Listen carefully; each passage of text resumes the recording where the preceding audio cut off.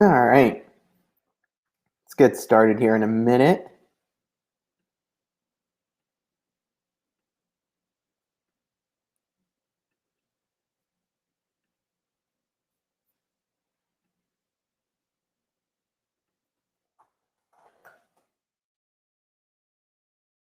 All right, thanks everyone who's signing on. We'll just give it another minute or so here as we get a couple people on.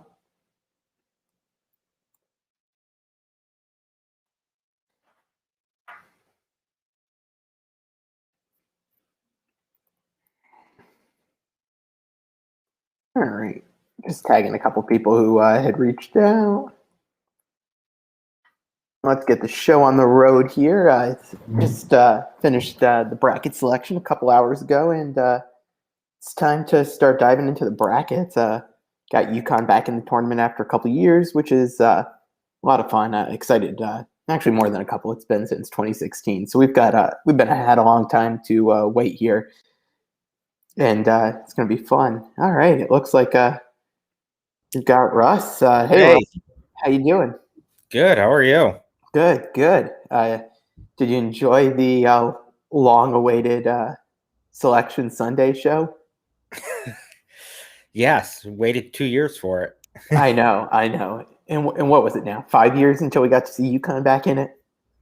Yeah, yeah. And of course, we didn't get to see UConn's name till right at the end. I knew that was going to happen as it kept coming, but It's unfortunate because by the time you got there, you knew who UConn was going to be playing because yeah, they were the only there other was team left.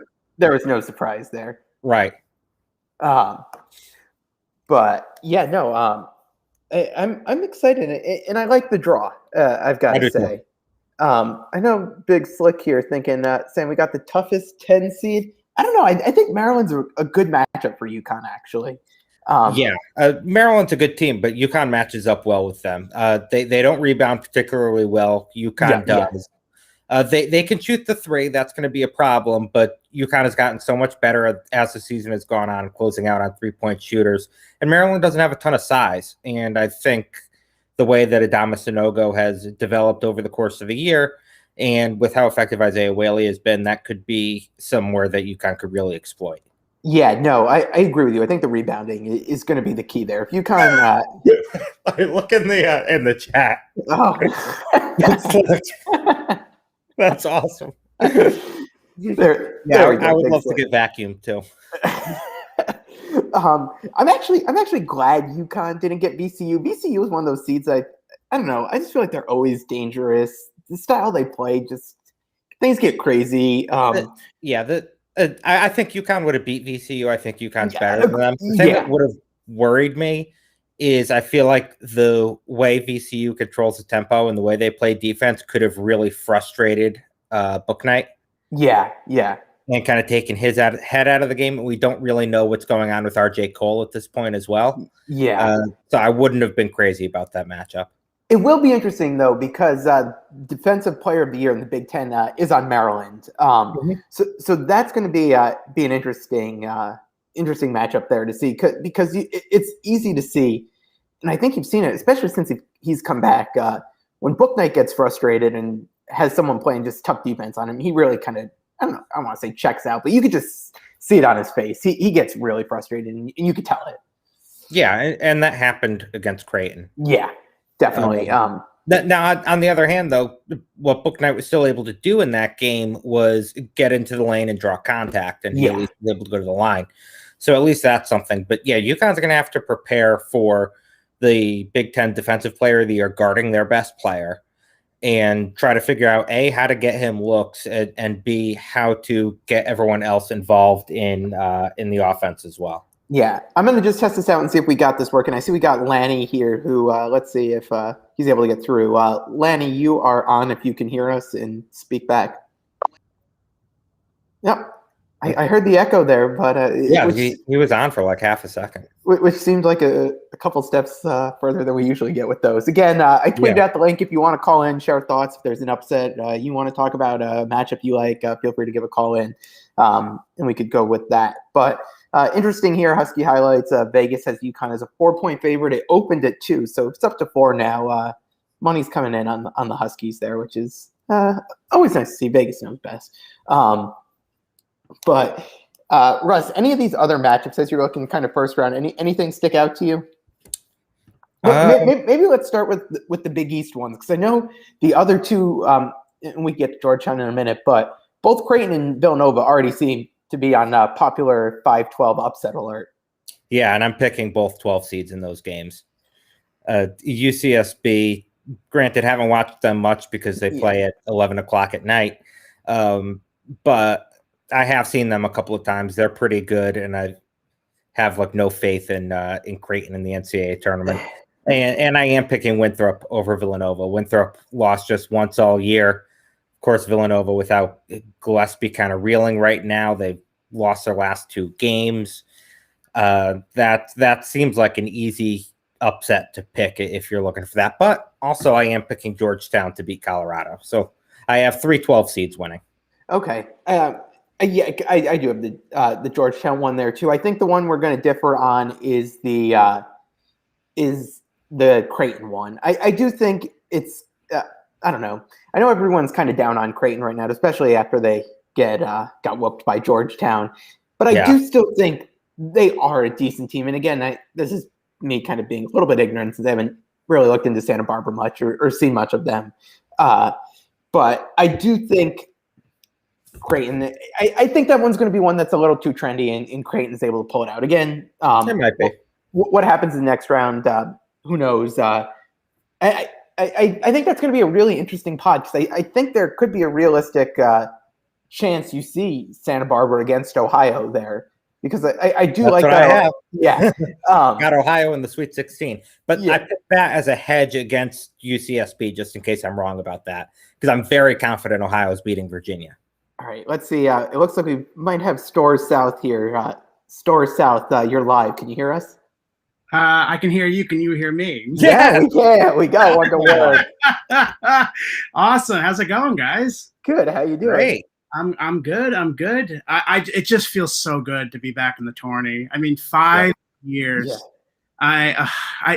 You don't get to hear my voice very often, but 5 years in the making, I had to jump on. So it just feels good to be back. And of course, thank you to both of you. I really enjoy listening to you guys on this. So I appreciate you guys taking the time. Well, thank you. Thank you. Yeah, no, it's very exciting to be back, and I think it's tough, because I do like the draw a lot, and I want to jump on them and say this is like an Elite Eight. They can make that type of run, but I think we do have to have some sort of realistic expectations here, because I think a lot of people were probably in the same mindset as me, where I kind of thought UConn was going to cruise to a Big East tournament championship, and we saw what happened there. Yeah, you knew it was destined for a train wreck in the end when every single one, expert and across the board was like UConn, and when that happens, it's like, okay, you basically have kind of spoiled it for everybody. But on the plus side, I do really feel like that they were completely burnt out afterwards, and that's how they basically were a train wreck the day after. Yeah. Definitely there. I do see a lot of the experts on Alabama. So if you're looking for the opposite of what we saw in the Big East tournament, we might get lucky there. Maybe. Wally Zerbiak just picked UConn to go to the Final Four. Oh, all right. There we go. Well, that's at least much better than Reese Davis saying 3 national championship UConn. Several times. As a mulligan, I'll take that. It's funny because obviously he just got something wrong. There's nothing malicious about it, but I know UConn Twitter is going to think that he hates UConn and it's this huge conspiracy, and this is the most insulting thing that's ever been uttered on television. Yeah, if it was Jeff Goodman, maybe, but no. And I think we like Jeff Goodman now. 100% guilty of it, and yes, I am personally offended, and I take that in front. Fair. That is fair. Well, Store South, it is good to see you back. I think I saw you got impacted by the Memphis Twitter ban today. I knew Mike Oresco. He definitely has he's an investor in Twitter. He knew I controls big media, dump on trashing Memphis, and immediately got pulled the plug for 4 hours on Selection Sunday. It doesn't get much more brutal than that. Oh, Well, yeah, at least you're back, and thanks for all that you do as well. Yeah, already hope you're planning the video to drop Friday, Saturday, right? Oh Saturday. my goodness, I was now I got to get back to work. Yeah. I can't get a week off, Jared. You're keeping me busy. That's what I'm here for. That's what I'm here for. No, but honestly, though, I mean, I saw something before from Daniel Conley, I know, who covers for the UConn blog, and he made a comment that he, came to school the year after they made the tournament. They missed the tournament all 4 years he's there. And then, of course, now they make it while he's out. I feel similar on my end, just as I think the first I started doing was like that October, that first night of 2016, 2017. And that, of course, since then, the first highlight video, they lost to Wagner. The second one, they lost to Northwestern. And I think you guys know the rest of the story, so I'm not going to relitigate it. And of course, now it's basically been the same sort of duration where we've had nothing but a lot of bad videos coming along for those 5 years. So it just feels so good to be back. Got that Loyola Marymount win. Where what Altaric got injured that game. Yeah.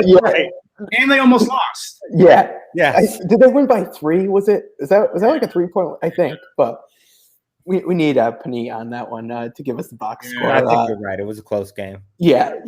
I'm getting sad thinking about that, along with seeing just Hurley talking about how it was a train wreck when he came in here. Yeah. What did he had that line today that like once he looked under the hood, like it was like it's even worse than it looked from the outside, and it looked terrible from the outside. Yeah. Oh, well, get back to the videos, and thanks for hopping on tonight. Yeah, of course. Appreciate you guys. Keep doing what you're doing. Yeah, thanks. Thanks. Let's see. I know we got a couple stuff down in the chat here. Penfield, what's the first 1 seed to lose? I think it's kind of trendy now, but I think it's Michigan. I think it's Michigan too. I've got Florida State knocking them off in the Sweet 16. I think that's what I've got in my I've got that in my initial draft here as well. But if I have like a couple of drinks tomorrow while we're doing like the Dime Back podcast or something, and I decide to go back into my bracket, I just might take some Bonaventure. I might. I love the Bonnies. I do too. And like they start 5 juniors. Like that's the type of team you want. They're going to be a top 10 team next year if everyone comes back. It's awesome. And they've just got a lot of fun guys too. Like if you haven't watched any of the Bonnies, go check them out. Watch Kyle Lofton. Watch Oshuni. Is that how you say his name? I always watch it, but he's so fun. Yeah, go watch. There was a sequence where he had like 2 blocks in a row today and like started yapping too. He's fun. Yeah, it's a fun team. It's gonna be fun watching them go up against Will Wade.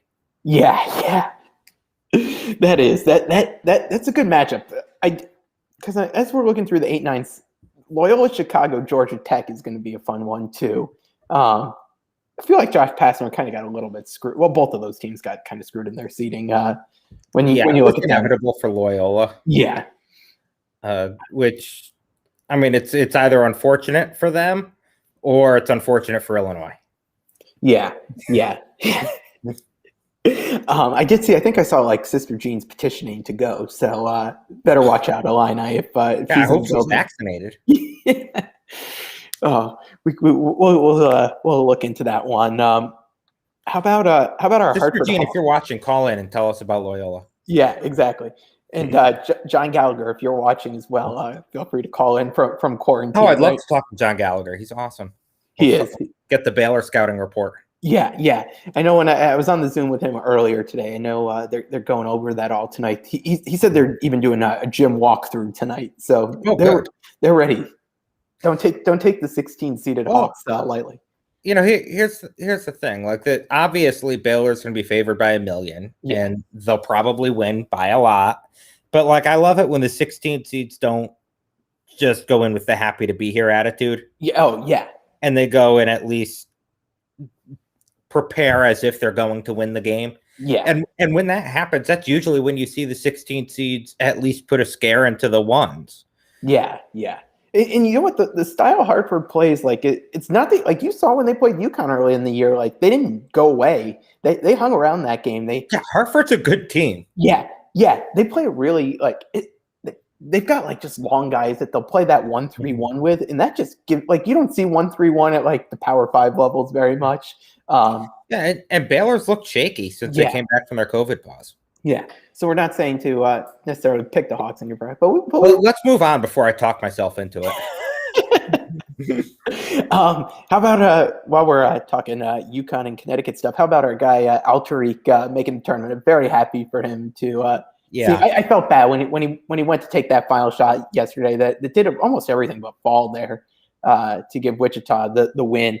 But it's nice to see him get a chance in the tournament, even if it is in the play-in game there. At least he's got a chance. And it's a really interesting matchup against Drake. Yeah, it definitely softened the blow for me when I was really disappointed that we didn't get a one bid AAC. The second bid was Altariq, so that's good.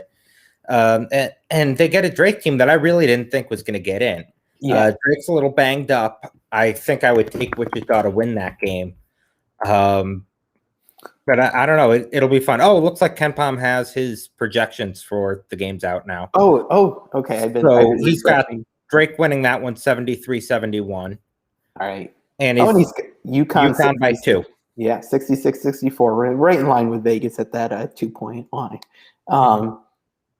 But it's more durable. Dyson's knee and March or book night. What'd you say? Someone in the chat here. What's more durable, Dyson's knee and March or book night? It was kind of crazy to me when Dan Hurley in the Zoom thing today had a quote about making sure that book night needs to do a better job like hydrating during the game. Mm-hmm. You would think like that's something that like is just kind of, I don't know, second nature, but I guess not. I mean, you'd also think that's what the team managers and James Doran are there for. It's to like keep an eye on that, and I'm sure they will. Yeah. But yeah, I mean, it's clear that Book Knight's conditioning is not where it should be, even though he's been back for several weeks now. So that is a little concerning, but it's something you just have to take care of. I'm much more worried about Cole than I am about Book Knight. Yeah, because what was the term? Mild concussion. And again, they do have the extra day, which is nice to hopefully get him some more time. Yeah, but I mean, if Cole can't go, if precedent this season has taught us anything, it's that we should not expect a clear update on RJ Cole until he's either in the starting lineup or not on Saturday. Yeah, no. It was funny. After the Hartford game yesterday, I was on the post-game Zoom, and Jeff Jacobs was on it as well. And Tracy Carter, Hartford's point guard, had tweaked something early in the game, came out for a few minutes, and Jeff asked him right after the game what happened, and you got like such a clear medical update. Like he went into everything, and I joked with him. I told him, I'm like, that's the best medical update you're going to get all year. So yeah, UConn's good at a lot of things. They're not good at getting information in the media. Never have. Apparently, Cole on Instagram said he's good to go. So good enough for me. Works for me. I like that we're getting injury updates now from Instagram and Snapchat. I know Book Night put out something the next day after he had his incident. So you get more from them than you do from UConn. So stay tuned to player social media if you want. I don't know if I agree with saying UConn fans ran Altariq out of town. They didn't. No. While we're talking on some of this stuff here, why don't we bring up one of our other friends here in Syracuse who snuck in, and they didn't even just sneak in; they got in with very comfortably. Yeah. One thing I saw this morning, which really made me second guess them even getting in, was the fact that I think they had 6 quad 1 wins. It was, and 3 of the 6 were against NC State, and NC State stink. I mean, they're in the NIT. Yeah. It kind of shed some light in exactly how the how the committee views the quad system. Yeah. And that they seem to view all quad 1 wins the same and all quad 2 wins the same. And it's disappointing. It's a better system than what they had before with the RPI, and where, beating the number 20 team in the RPI at home was the same as beating them on the road, which obviously it wasn't. And the net's a better system anyway, but it's still flawed. And this is a demonstration of that. And I thought Syracuse would get in because they always seem to when they shouldn't. I thought they would have been in the first 4. Yeah, I agree. If they were going to get in, and it sounded like Jim Boeheim expected that too. Like he was talking about the first 4. Oh, okay. I missed that part. So that's interesting to know there. Let's see. What have we missed kind of as we're going through here? I don't think we talked about Georgetown yet. I do like them in their matchup against Colorado. I feel like it's either going to go 2 ways. Like Georgetown beats Colorado, looks good, makes things interesting, or they've had their run. They kind of like exceeded expectations, and then they come crashing down against Colorado. Yeah, I don't really buy that storyline at all because that is what was used to say Bucknell's going to beat UConn in the first round of 2011. And that worked out. Yeah, no. I get where you're coming from there, and Colorado's looked shaky down the stretch to begin with. What I'm saying is UConn's Elite 8 game against Georgetown is going to be great. I do see we had someone slide in here to the comments about Rick Pitino, maybe a possible matchup against him in the round of 32. Certainly be. I'll say this: Iona has played so few games that it was hard to seed them. Yeah. So maybe they're better than a 15 seed, but that's just kind of where they got slotted. I don't know. Yeah. No, that one's. That's a game I would definitely be interested in checking out at least to see there. What about our friend at Rutgers and Steve Peichel going up against Clemson? I know both of those teams struggled down the stretch to close things out there. Just off the top of my head, I kind of like Rutgers there. I've been down on Clemson all year, but yeah, that's kind of a coin flip game for me, to be honest with you. And I think Houston's going to truck either of them in the second round anyway. Yeah, definitely. I tentatively have penciled in Clemson, but I don't even really have a justification for that at this point. Yeah. All right. Someone again, first 1 seed to eat it. We said Michigan. Said Michigan. Yeah, but it could be Baylor. It could be Baylor. Yeah, because one against Hartford. yes, against Hartford, or North Carolina, if by some miracle they can get past Hartford. Yeah, Sam Cassell and Bunky smiling down on Iona. I like that. Yes. But I think we kind of covered things all, and we'll get into things later in this week. Do a little bit more as we get ready for UConn, Maryland. Come Saturday, I'm waiting for these tip times to come out. I know they're usually out by now.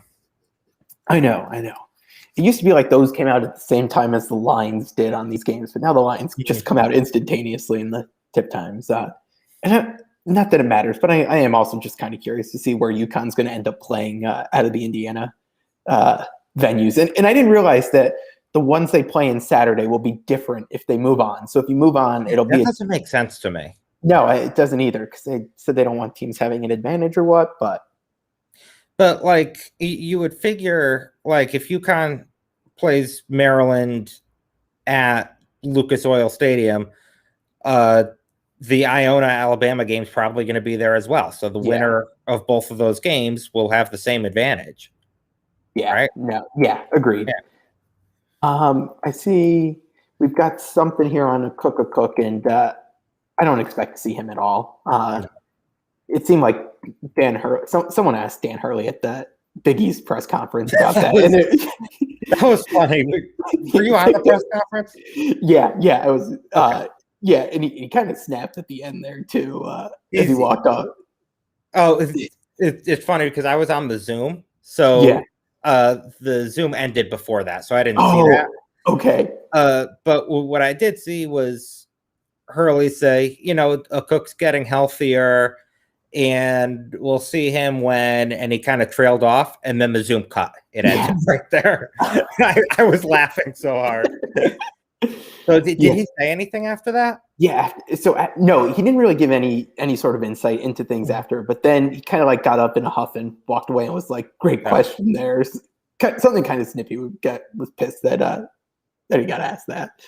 But I'm sorry that somebody asked you about a player who's injured and whether he's healthy. You gotta expect that. And you know what? If the let's move on. Let's move on. I was going to say something I regret. I'm not going to do it. I know you know what I was going to say. Oh, I know exactly what you're going to say. We could leave it there. Yeah. Double-digit seed goes the deepest. I have Ohio. Yeah, that was the one that came to mind there. Note about them is that Virginia is not even getting to Indianapolis until Friday. If they can play at all. And then they play Saturday. Yeah. And then they play Saturday. Like, I really like Ohio in that. Who's first on the replacement teams? Should Virginia have to withdraw? Louisville. Okay. Right, and then in that case, maybe I'll adjust. Yeah. Also, unfortunately, double-digit seed to go to the Sweet 16, Michigan State. They've got UCLA. They play UCLA in the first 4. Yeah. Now, I don't remember off the top of my head what the number is now, but just about every year since the first 4 came into existence, one of those team that won in the first 4 went to the Sweet 16. I think there are a couple years where it didn't happen, but it's been almost every single one. Yeah. And I do think, like, whoever, if it is Michigan State, I do like that matchup better against BYU than if you get Wichita Drake against USC. Mm-hmm. So I agree with you there. Double digit. Where did I have them here? I'm trying to look. I kind of like Virginia Tech a little bit. I like them against Florida. I do too. I have them beating Florida. I think Ohio State could be interesting. Ohio State they've looked great in the Big Ten tournament, but kind of down the stretch before that was a little bit so there. But that'll be and I also don't think you know a ton about Virginia Tech. They were another one of those teams that had a big pause towards the end of the season, and shown flashes at times throughout the year. So that's one that I'm just keeping my eye on. It's one of those double-digit seeds that maybe could make a bit of a run. And I know right now Ken Pom, they're a 1-point loser against Florida in that one. But flip a coin on that one there. I think that kind of wraps it up. So, Rutgers over Clemson I like. I'm trying to see here. Anybody else? I'll be interested to see UNC Greensboro against Florida State. I'm a big Isaiah Miller fan there. So, see what he could do. But Florida State's a tough matchup. Yeah, I have Florida State coming out of that region. Yeah. Another legend here. You already missed Star South, so if you're tuning in for him, sorry. You're stuck with us.